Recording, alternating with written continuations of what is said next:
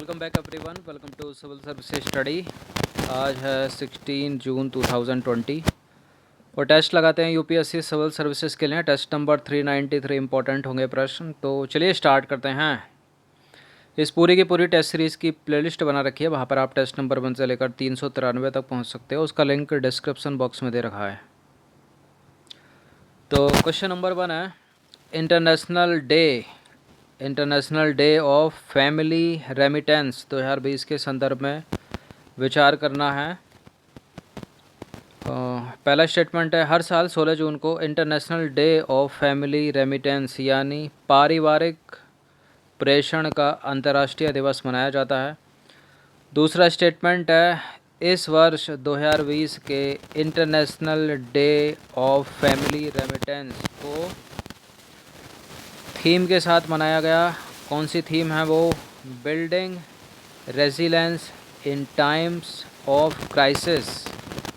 अब बताइए कौन सा करेक्ट है इन दोनों में? 16 जून को, यानी आज ही है 16 जून, तो international day of family remittance. देखिए करेक्ट है पहला स्टेटमेंट, आज ही मनाया जाएगा ये। इस वर्ष 2020 के international day of family remittance की थीम क्या है? Building resilience in times of crisis. दोनों के दोनों करेक्ट हैं। इसका आंसर क्या हो जाएगा फिर? ऑप्शन नंबर सी, 1 और 2। इसकी आवश्यकता है नहीं। तो दोनों के दोनों करेक्ट हैं। हर साल 16 जून को international day of family remittance यानी पारिवारिक प्रेषण का अंतर्राष्ट्रीय दिवस मनाया जाता है। यह जो दिन है दुनिया भर में अपने लगभग 800 मिलियन परिवार के सदस्यों के जीवन को बेहतर बनाने के लिए 200 मिलियन से अधिक प्रवासियों द्वारा दिए गए योगदान को चिन्हित करने के लिए मनाया जाता है। और इस बार की थीम जो है ना 2020 की, वो है building resilience in times of crisis.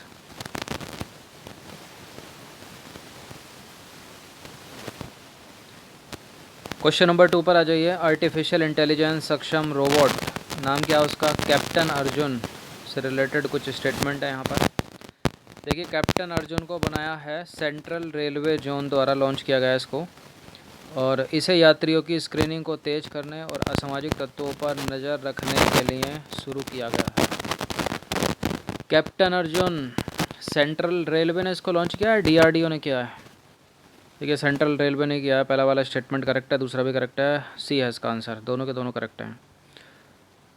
तो भारतीय रेलवे के सेंट्रल रेलवे जोन द्वारा एक आर्टिफिशियल इंटेलिजेंस कृत्रिम बुद्धिमत्ता आधारित सक्षम रोबोट, नाम क्या है उसका? कैप्टन अर्जुन, जो है वो लॉन्च किया गया है। एआई रोबोट को यात्रियों की स्क्रीनिंग को तेज करने और असामाजिक तत्वों पर नज़र रखने के लिए इसको शुरू किया गया है। रोबोट पर स्थापित मोशन सेंसर, एक PTZ कैमरा और एक डोम कैमरा की मदद से उपरोक्त उद्देश्यों को जो है प्राप्त किया जाएगा। और इसमें सेंसर बेस्ड सैनिटाइज़र के साथ साथ मास्क डिस्पेंसर भी शामिल है। कैप्टन अर्जुन पर स्थापित कैमरे संदिग्ध और असामाजिक गतिविधियों को ट्रैक करने के लिए कृत्रिम बुद्धिमत्ता यानी आर्टिफिशियल इंटेलिजेंस एल्गोरिदम का प्रयोग करते हैं। तो रोबोट है एक कैप्टन अर्जुन, जिसको लॉन्च किया सेंट्रल रेलवे ने। क्वेश्चन नंबर 3 पर आ जाइए। युवा प्रोफेशनलों को संवेतन इंटर्न के रूप में NCDC और सहकारी समितियों में व्यावहारिक अनुभव हेतु किस योजना को प्रारंभ किया गया है? बताइए। सहकार मित्र या सरकार मित्र? देखिए सहकार मित्र तीन में एक चीज़ कॉमन है। सरकार मित्र ये अलग हो गया। सहकार मित्र इंटर्न कार्यक्रम परियोजना शिप, या फिर सरकार मित्र इंटर्न कार्यक्रम परियोजना रिप, या फिर रोजगार कार्यक्रम परियोजना निप, या युवा रोजगार कार्यक्रम परियोजना युप। तो इसका आंसर हो जाएगा ऑप्शन नंबर, है तो सहकारी, सरकार नहीं है, सहकार मित्र योजना है इंटर्न कार्यक्रम पर। इसका आंसर हो जाएगा ऑप्शन नंबर है, सहकार मित्र इंटर्न कार्यक्रम परियोजना सिप। तो प्रधानमंत्री नरेंद्र मोदी के आत्मनिर्भर भारत बनाने के आह्वान में स्वदेशी उत्पादों का गर्व से प्रचार करने पर विशेष जोर दिया गया, और इसको ध्यान में रखते हुए सहकार मित्र इंटर्न कार्यक्रम पर योजना शिप का शुभारंभ केंद्रीय कृषि और किसान कल्याण मंत्री श्री नरेंद्र सिंह तोमर द्वारा कल किया गया। एनसीडीसी की सहकार मित्र इंटर्न कार्यक्रम योजना शिप जो है वो नई स्कीम से युवा प्रोफेशनलों को समवेतन इंटर्न के रूप में एनसीडीसी और सहकारी समितियों के कामकाज से व्यावहारिक अनुभव प्राप्त करने एवं सीखने का अवसर मिलेगा। तो याद रखना है आपको, युवा प्रोफेशनलों को समवेतन या इंटर्न के रूप में एनसीडीसी और सहकारी समितियों में व्यावहारिक अनुभव हेतु जिस योजना का शुरुआत की गई है उस योजना का नाम है सहकार मित्र इंटर्न कार्यक्रम परियोजना सिप। क्वेश्चन नंबर 4 पर आ जाइए। यह दर्रा श्रीनगर को कारगिल और लेह से जोड़ता है। यह कौन? इन चारों में से किसी एक की बात हो रही है। यह जास्कर श्रेणी में स्थित है और यह दर्रा श्रीनगर कारगिल लेह राष्ट्रीय राजमार्ग पर 11,578 फीट की ऊंचाई पर है। यह दर्रा सर्दी के मौसम में भारी बर्फबारी और हिमस्खलन के कारण लेह लद्दाख क्षेत्र कश्मीर घाटी से कटा रहता है।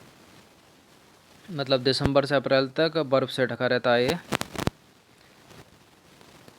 कटा रहता मतलब बंद रहता होगा। अब बताइए उपरोक्त पंक्तियाँ निम्नलिखित में से किस दर्रे की ओर संकेत कर रही हैं? थांगला दर्रा तो हो नहीं सकता क्योंकि नीतिला थांगला, ये तो नीतिला थांगला लिपुलेख जो है उत्तराखंड के दर्रे हैं। यहाँ लेह लद्दाख कश्मीर क्षेत्र की बात हो रही है। शिपकिला दर्रा हिमाचल प्रदेश में बुर्जिल जोजिला बनिहाल जम्मू कश्मीर के हैं। तो यहाँ सही उत्तर ऑप्शन नंबर है, जोजिले दर्रे की बात हो रही है। तो देखिए जोजिला दर्रा श्रीनगर को कारगिल और लेह से जोड़ता है। यह जास्कर श्रेणी पर स्थित है। जोजिला दर्रा श्रीनगर कारगिल लेह राष्ट्रीय राजमार्ग पर 11,578 फीट की ऊंचाई पर स्थित है, जो सर्दियों के मौसम में यानी दिसंबर से अप्रैल तक भारी बर्फबारी और हिमस्खलन के कारण लेह लद्दाख क्षेत्र कश्मीर घाटी से कटा रहता है।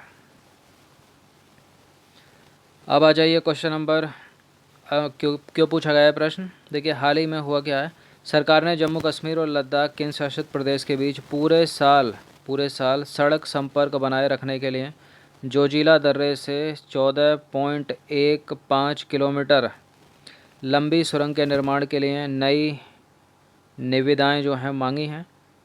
और यह सुरंग परियोजना जो है 6 साल से अटकी हुई है और इस परियोजना का रणनीतिक महत्व है क्योंकि जोजिला दर्रा श्रीनगर कारगिल लेह राष्ट्रीय राजमार्ग पर 11,578 फीट की ऊंचाई पर स्थित है और सर्दियों के दौरान भारी बर्फबारी के कारण वो बंद रहता है। इसलिए जो है इस सुरंग को बनाना है, इसका निर्माण कार्य पूरा करके इसकी शुरुआत करनी है, इसलिए न्यूज़ में है प्रश्न। क्वेश्चन नंबर 5 पर आ जाइए। हाल ही में चर्चा में रहे प्रतिष्ठित विश्व खाद्य पुरस्कार 2020 किसे प्राप्त हुआ एवं इन्हें किस क्षेत्र में ख्याति प्राप्त है? ये प्रश्न सीधा पूछा जा सकता है, इम्पोर्टेंट है पीसीएस परीक्षाओं के लिए भी। तो नाम क्या है इनका? चारों विकल्प में एक चीज़ कॉमन दिख रही है, डॉक्टर रतन लाल, डॉक्टर रतन लाल, डॉक्टर रतन लाल। तो देखिए इनके तो नाम में ही लिखा है भारतीय अमेरिकी मृदा वैज्ञानिक डॉक्टर रतन लाल, आगे लिखा है मृदा विज्ञान। अब जब वो मृदा वैज्ञानिक हो ही गए तो जीव विज्ञान तो हो नहीं सकता, भौतिकी नहीं हो सकता, रसायन नहीं हो सकता। तो इसका आंसर ऑप्शन नंबर ए ही हो जाएगा। तो देखिए प्रख्यात भारतीय अमेरिकी मृदा वैज्ञानिक डॉक्टर रतन लाल जिन्होंने प्रतिष्ठित विश्व खाद्य पुरस्कार 2020 जीता है। विश्व खाद्य पुरस्कार को कृषि के लिए नोबेल पुरस्कार के बराबर माना जाता है। डॉक्टर रतन लाल को छोटे किसानों की मिट्टी की सेहत सुधारने में मदद करके वैश्विक खाद्य आपूर्ति बढ़ाने में उनके योगदान को मान्यता दी थी। तो मृदा विज्ञान से संबंध रखते हैं। नाम क्या है? डॉक्टर रतन लाल। पुरस्कार का नाम है विश्व खाद्य पुरस्कार। कृषि के नोबेल के बराबर माना जाता है ये। क्वेश्चन नंबर 6 पर आ जाइए। निम्नलिखित में से कौन सा कथन जो है वो असत्य है? पहला स्टेटमेंट है प्रतिवर्ष 12 जून को विश्व बाल श्रम निषेध दिवस मनाया जाता है। इस दिवस की theme protect children from child labour now more than ever है। देखिए करेक्ट है दूसरा वाला स्टेटमेंट, हम पहले भी चर्चा कर चुके हैं इस पर, और पहला वाला भी करेक्ट है। हमको ढूंढना गलत है, लेकिन तो गलत तो कोई है नहीं, तो इसका आंसर हो जाएगा ऑप्शन नंबर डी, उपरोक्त में से कोई नहीं। क्वेश्चन नंबर 7 पर आ जाइए। पुनरुद्धार कार्यों के समीक्षा से चर्चा में रहे यूरिया में आत्मनिर्भरता हेतु नई विदेश निवेश नीति 2012 के तहत किन उर्वरक संयंत्र का पुनरुद्धार किया जा रहा है? रामागुंडम और तलचर, बरौनी और सिंदरी, गोरखपुर, ये सारे के सारे बताइए। देखिए 5 का इसमें पुनरुद्धार किया जा रहा है, 5 संयंत्रों का, 5 उर्वरक संयंत्रों का। बरौनी है, सिंदरी है, रामगुंडम है, तलचर है, गोरखपुर है, सभी के सभी हैं। डी है इसका उत्तर, उपरोक्त सभी। तो हाल ही में केंद्रीय रसायन और उर्वरक राज्य मंत्री श्री मनसुख मंडाविया ने वीडियो कॉन्फ्रेंसिंग के जरिए 5 उर्वरक संयंत्रों के पुनरुद्धार की प्रगति पर उर्वरक विभाग के अधिकारियों के साथ समीक्षा बैठक की। और इनमें जो है Hindustan Urvarak Rasayan limited, Gorakhpur, Barauni, Sindri, Ramagundam fertilizers and chemicals limited और तलचर फर्टिलाइजर्स लिमिटेड जो हैं वो शामिल हैं। तो 1, 2, 3, 4 और 5। क्वेश्चन नंबर 8 पर आ जाइए। हाल ही में GMR ग्रुप द्वारा हुए समझौते से चर्चा में रहे अंतर्राष्ट्रीय हवाई अड्डे भोगपुरम की स्थापना कहाँ पर की जा रही है? अंतर्राष्ट्रीय हवाई अड्डा भोगपुरम की स्थापना कहाँ पर की जा रही है? GMR ग्रुप द्वारा समझौते से चर्चा में है ये। कोच्चि केरल में नहीं है, मदुरई तमिलनाडु में नहीं है, प्रयागराज उत्तर प्रदेश में नहीं है, यह है विशाखापत्तनम के आंध्र प्रदेश में। तो इसका आंसर हो जाएगा ऑप्शन नंबर बी। इसको याद रखना, विशाखापत्तनम आंध्र प्रदेश का भोगपुरम की स्थापना अंतर्राष्ट्रीय हवाई अड्डा है। क्वेश्चन नंबर 9 पर आ जाइए। हाल ही में किन संस्थानों ने विश्व बाल श्रम निषेध दिवस पर कोविड-19 एंड चाइल्ड लेबर एक टाइम ऑफ क्राइसिस, ये एक नहीं है, एक है, child labour a time of crisis a time to act report जारी की है? फिर से सुन लीजिएगा। हाल ही में किन संस्थानों ने, इनमें से किसी एक की बात हो रही है, किन संस्थानों ने विश्व बाल निषेध दिवस के अवसर पर कोविड-19 and child labour a time of crisis a time to act report जारी की है? अंतर्राष्ट्रीय श्रम संगठन और यूनिसेफ, विश्व स्वास्थ्य संगठन और यूनिसेफ, विश्व व्यापार संगठन और अंतर्राष्ट्रीय श्रम संगठन और विश्व आर्थिक मंच और अंतर्राष्ट्रीय श्रम संगठन। देखिए क्लू पकड़िए, यहाँ पर लिखा क्या है? विश्व बाल श्रम निषेध दिवस पर हुआ है ये सब वाक्य। तो अब स्वास्थ्य दिवस इसमें हो सकता है, यह संभावना इसकी ज़्यादा है, अंतर्राष्ट्रीय श्रम संगठन जहाँ पर है, तो बिल्कुल इससे रिलेट होगा ना, तो इसको एलिमिनेट करो। लेकिन साथ कौन है? अंतर्राष्ट्रीय श्रम संगठन तो है, लेकिन साथ में कौन है? विश्व आर्थिक मंच है या विश्व व्यापार संगठन है या यूनिसेफ है?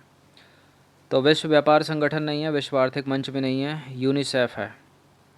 तो विश्व बाल निषेध दिवस पर कोविड-19 and child labour a time of crisis a time to act report जो है अंतर्राष्ट्रीय श्रम संगठन, मतलब क्या बोलेंगे इसको, ILO इंटरनेशनल लेबर ऑर्गेनाइजेशन और यूनिसेफ ने जो है जारी किया है, याद रखिएगा।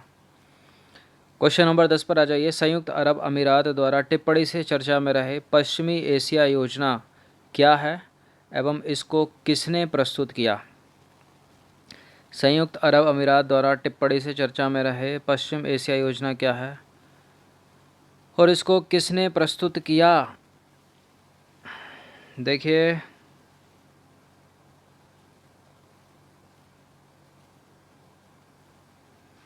वेस्ट बैंक के 30% इलाके को इजराइल में शामिल करने से और प्रस्तुत किसने किया है इसको किया है डोनाल्ड ट्रंप ने। तो इसका आंसर क्या हो जाएगा? Option number B. सी नहीं है, डी नहीं है, ए नहीं है।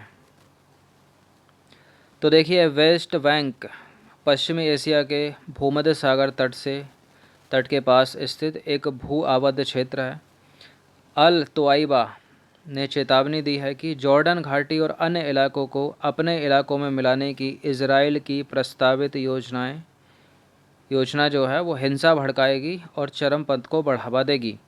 अमेरिकी राष्ट्रपति डोनाल्ड ट्रंप द्वारा जनवरी में पश्चिम एशिया योजना को पेश किया गया था और यह योजना इजराइल को वेस्ट बैंक के करीब 30% हिस्से को अपने इलाके में मिलाने की अनुमति देती है, लेकिन इसे फ़िलिस्तीनियों ने फ़ौरन ही खारिज कर दिया था। अब मुद्दा क्या है देखिए, 1967 में इज़राइल ने हमला करके जॉर्डन से वह हिस्सा छीन लिया जिसे आज पश्चिमी तट या वेस्ट बैंक कहा जाता है। इज़राइल के पूर्व में इज़राइल जॉर्डन सीमा पर स्थित वेस्ट बैंक लगभग 6,555 वर्ग किलोमीटर के भूभाग में फैला है। जॉर्डन नदी के पश्चिम तट पर स्थित होने की वजह से इसे वेस्ट बैंक कहा जाता है। अब देखिए, फ़िलिस्तीन वेस्ट बैंक, पूर्वी यरूशलेम और गाज़ा पट्टी को साथ मिलाकर एक देश बनाना चाहता है, लेकिन इज़राइल वेस्ट बैंक, पूर्वी यरूशलेम पर अपना जो है वो दावा करता है और इज़राइल अब 4 लाख यहूदियों की बस्ती का विस्तार कर उसे अपने अधिकार में लेना चाहता है। वेस्ट बैंक की बात करें तो इज़राइल की ओर से यहाँ पर लाखों यहूदियों को बसाया जा चुका है, लेकिन इस हिस्से में करीब 25 लाख फ़िलिस्तीनी लोग रहते हैं। अब थंबनेल पर एक प्रश्न पूछा था कि वेस्ट बैंक विवाद किन दो देशों के बीच है, निम्नलिखित में से किसके बीच है? तो इज़राइल और फ़िलिस्तीनियों के बीच है, जिसमें अमेरिका सामने आया और अमेरिका ने कहा कि 30% इलाका जो है इज़राइल अपने अंडर में ले ले, इसका शामिल कर ले, मतलब उस पर जो है फ़िलिस्तीन ने क्या बोला, इस चीज़ को नाराज़गी जाहिर की और इस चीज़ को फ़ौरन खारिज कर दिया है। तो 10 प्रश्न थे इंपॉर्टेंट, अच्छे से इसका रिवीजन कर लेना। ऐसे प्रश्न इंपॉर्टेंट है, पूछे जाते हैं, सीधे सीधे पूछ लिया जाएगा कि वेस्ट बैंक विवाद निम्नलिखित में से किससे संबंधित है, हाल ही में चर्चा में रहा, तो इज़राइल फ़िलिस्तीन से संबंधित है। चलिए।